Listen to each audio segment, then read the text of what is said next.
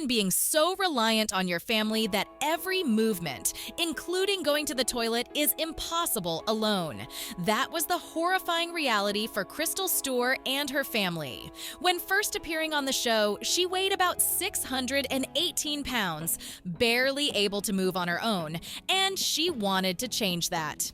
Today, we're going to show you patients from the show that had some scary and life-threatening moments along their journeys on losing weight. Fasten your seatbelts, everyone, because in this episode, we're checking out some terrifying moments on My 600-Pound Life.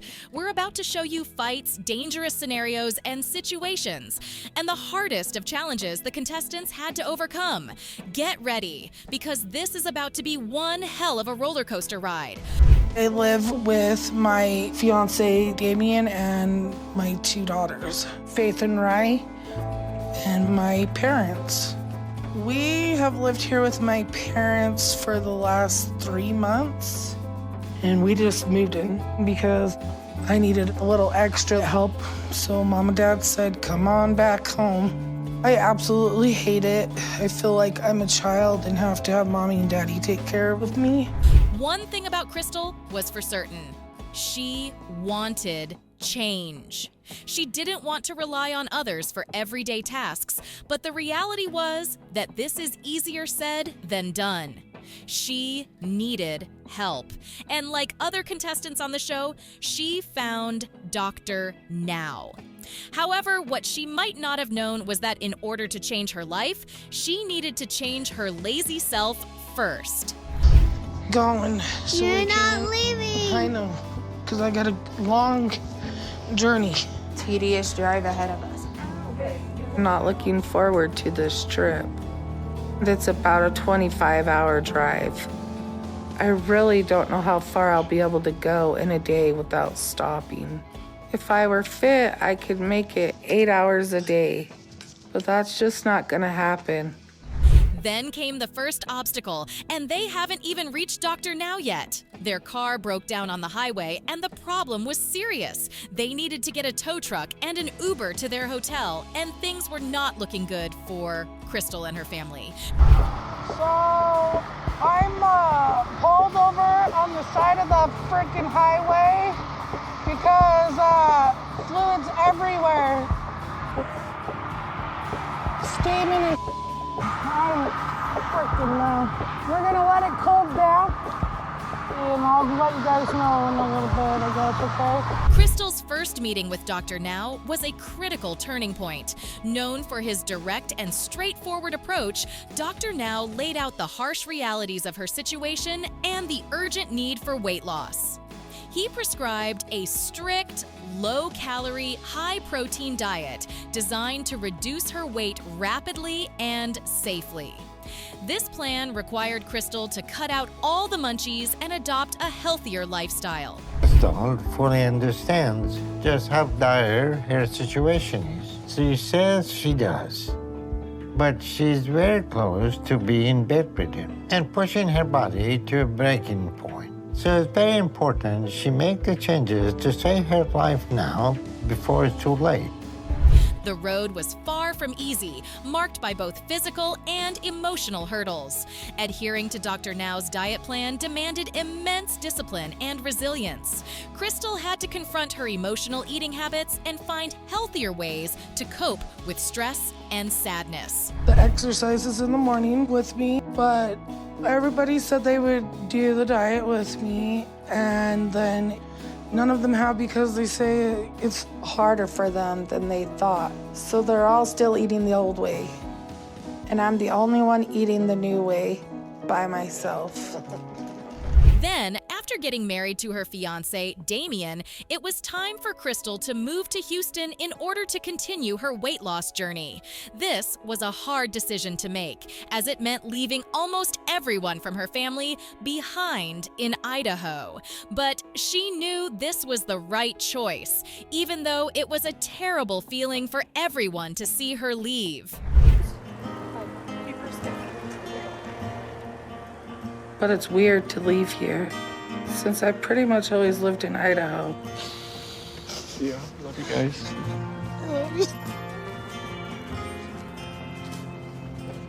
A pivotal moment in Crystal's story was reaching the weight loss target set by Dr. Now to qualify for surgery. Achieving this goal was a testament to her hard work and dedication. The surgery is a significant step in reducing the stomach size and aiding further weight loss. For many participants, this surgery symbolizes a new chapter in their weight loss journey, and so did it for Crystal.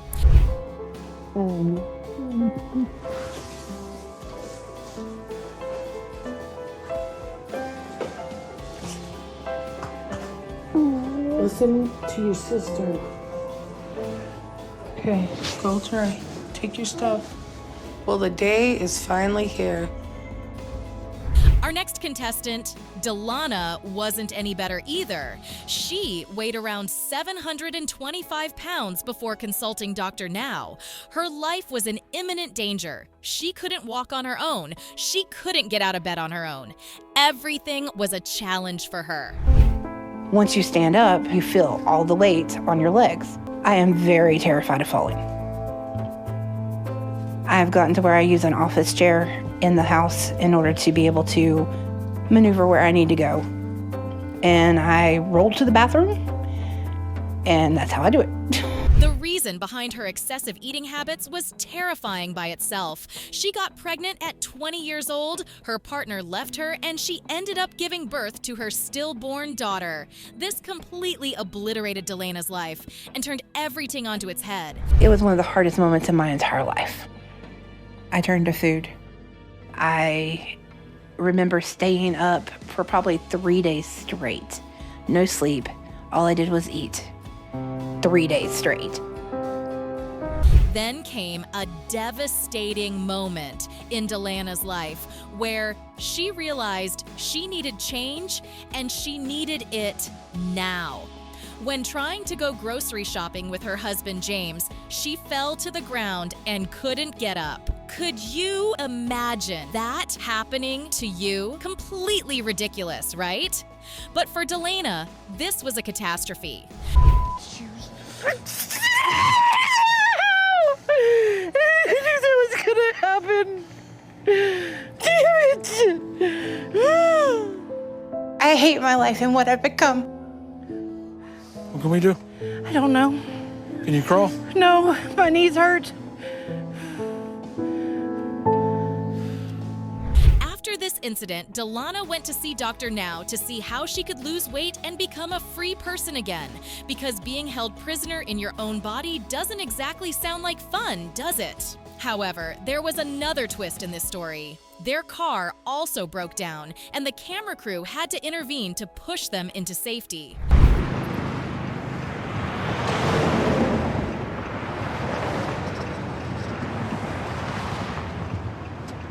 You're gonna have to slam the brake. Did it overheat or anything? Nope, it just stopped. Not the same problem, we just got fixed. But we are.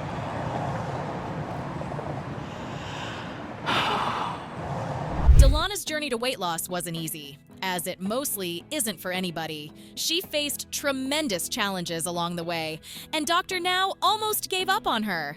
She had to take things seriously, or she couldn't qualify for weight loss surgery. There's no way you're gonna gain weight if you are eating 1,200 calories a day. That is not humanly possible that happen. You're eating 6,000 to 7,000 calories a day to maintain that weight. No, sir. I have been trying to change my eating habits. This is just argue with the scale. I'm not trying to make excuses because I know I messed up and I'm just trying to fix that. But in the end, despite all challenges, Delana was able to get surgery and lived a better life onward. This shows that even with these hardships she had to face, she was determined to get her life back on track, and she did. Perhaps food wasn't the same for her anymore, but it's her health that mattered the most, and she was able to save her own life. My weight loss is right on track with where it should be after the liquid diet and everything. And he's put me back on solid foods, which is nice and all, but it's totally different now how I feel about food. It's really weird not having the same appetite, but I kind of love it. We are in Houston and we are at an art gallery that is pretty cool, actually. But before we dive even further into some terrifying moments on my 600-pound life, make sure you like and subscribe to our channel. What kind of episode would you want to see next? Let us know in the comments below. Now get ready for 2 more contestants, with the first one being Shakia Jackson, who gets a straightforward reality check from Dr. Now. Shakia, like most contestants of the show, was over 600 pounds. This was mostly due to childhood trauma, such as her mom basically not being present in her life and trying to turn to sex as a way of making people bond with her. Shakia found comfort in food, and this led to overly excessive eating. Eating the food filled the void. It's basically the only thing that I could really turn to help me, because everybody else was just like, oh, nobody wants you, go away. And I'll be like, okay, yeah. Then I'll go make me a sandwich. Then I'll go eat ice cream. Then I'll go eat chips.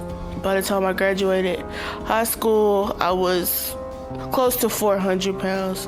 But Shakia wasn't going to let things stay the way they are. She turned to Dr. Now, who has helped a lot of his patients get to their desired weight, and she and her sisters were hopeful that he can do the same to Shakia. Get her weight and the weight that she has to lose and the things that she has to do to lose that weight. That's what I'm expecting. But I know she can do it. She got it. It's gonna be tough. It's gonna be tough. Because once you're in those habits, it's hard to break, but I believe she's ready. I think she's ready. On their way to Dr. Now, they stopped at a hotel in Louisiana. Shakia was aware of her weight already, but when she almost couldn't climb on the bed by herself, well, that just made things stand out even more to her. She was ready, and she needed to change now. Slow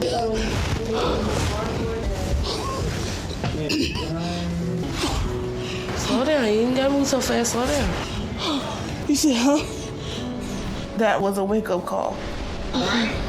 Upon first meeting with Dr. Now, Shakia got told the harsh truth. She needed to get her emotional attachment to food fixed before she could even think about surgery. Imagine coming all this way to see a doctor and all he tells you is you need a therapist and a strict diet. That was Shakia's reality. I'm not convinced that Shakia is ready to change like she says. But it's clear she uses her past trauma and her emotions to justify her overeating. And unless she gets past that justification, it is not likely much will change for her long term. However, Shakia couldn't keep herself to Dr. Now's diet and didn't want to go to her checkups this way. Dr. Now was frustrated with her and tried reaching her several times but failed. Things were not going well for her, and Dr. Now was getting worried that something might have happened to Shakia. Shakia never showed up for her follow-up appointment. It was scheduled for 3 months ago. Last time I saw her was back months ago, and I haven't heard from her since then. Hopefully nothing's happened to her. And there it was. Shakia had a respiratory failure and didn't wake up from her sleep one day. She had been placed into a hospital but completely lost her ability to walk, and her mother couldn't take care of her. Things were getting serious now regarding her life. You have to go back to the hospital or hospice? Yes, I'm still in hospice care, but I don't like it here because I can't have visitors. So it's lonely. I want to get out. So at this point, are you gonna go back home? Am I gonna go back home? My mom kicked me out. I don't have a place to go. Me and my friend was supposed to get an apartment together. Then I'm gonna try to move to Houston so I can keep doing your program. Once Shakia was out of hospice care and had a place to stay at, she thought she was ready for surgery. But oh, how wrong she was. When consulting Dr. Now, he has presented her with the bad news. She still hasn't lost nearly enough weight in order for her to get surgery. This completely tore Shakia apart. What she does and the unhealthy choices she makes. And I think overall she hasn't been honest with me. So she continued the pattern of doing what she always does and making excuses to try and manipulate the situation. So I think she's looking for a quick fix with the surgery and hoping the hard work will be done for her. Hopefully I'm wrong, and she surprised me next time we check on her. Months after their call with Dr. Now, Shakia has a meeting with Dr. Now again, where she doesn't meet the required weight loss goal. Again, it's like she isn't even on a diet. Dr. Now has had enough by this point and tells Shakia that in order for her to survive, she needs to be honest and cruel to herself regarding her diet. Wish you luck and hope you wake up and get healthy at some point soon, because you're still rolling the dice with your body every day with all that strain on you. So you need to change that soon. Okay, Doctor, now I'm going to show you that I'm going to do this. Let me know if you do. Okay, thank you, Doctor, now. All right, bye. Charles Bridgman's story is the last on our list today. He faces a daunting challenge as he grapples with replacing one addiction with another, trading hard drugs for excessive eating. With a BMI over 100, he finds himself trapped in a cycle of overeating and dependency. 10 years of methamphetamine addiction, and now being addicted to food. His body is tired. I live here for free with my sister and brother, but I can't do anything for myself anymore. I have to have someone make all my meals. My main responsibility, I feel like, is taking care of my brother. I recently started being his caregiver, and I help him, especially when Elena's not here. And Charles has had enough of being a burden to everybody in his life and needing to have someone by his side 24/7. So he decided to consult Dr. Now through an online video call. This call made him realize just how fast he needs to change his life around and how serious he needs to be about it. I was very nervous going into the first Dr. Now appointment. I want to say it went well. He seems like he's going to help me quite a bit. He gave me a little goal, something to work towards. He's going to send me all the information about all the foods I can and cannot eat. So I'm going to have to start counting my calories and making a better shopping list. I'm going to take all this information, I'm going to read it every day, and I'm going to take it to heart. No more junk food for me. Honestly, going the way I'm going right now.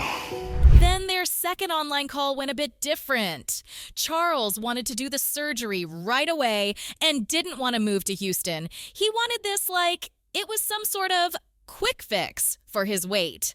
But Dr. Now had to open his eye to the harsh reality. Not in a position right now to travel or come and see us.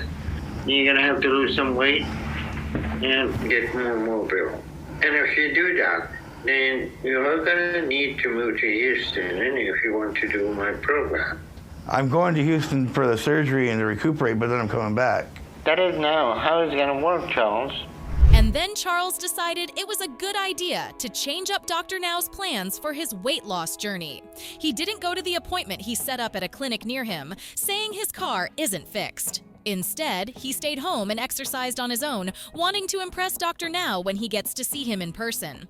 Obviously, Dr. Now wasn't exactly pleased with this. And you didn't bother to even call? I guess. What are you going to accomplish by that? Honestly, I was hoping to make a lot of progress and then call you because I didn't want you to think I was making excuses. What changes you have made with your eating habits? I've substituted breakfast and lunches with my protein shakes. I'm eating smaller dinners and I'm drinking mostly water. Okay, who gives you that idea that protein shake was a good idea? I don't know. Then Charles wanted to surprise Dr. Now by flying to Houston with his brother without telling him. But that wasn't exactly an idea Dr. Now was rocking with. Charles's efforts so far have been less than good. But this way, he got what he wanted and could do a checkup with Dr. Now in person. It is not safe for you to travel that long. So the whole idea was to go to a local clinic. You missed that.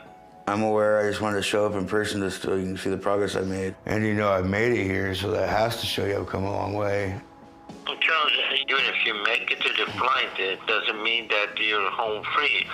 You have an extremely high BMI, and that puts you at risk for a lot of issues. So we'll figure out a time this afternoon to try to see you. To do some checkup and see what's going on, okay? All right.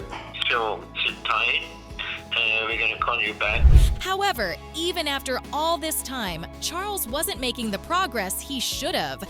Dr. Now told him to lose 40 pounds before moving to Houston, and he could have weight loss surgery after that, but he just resisted and kept on finding excuses.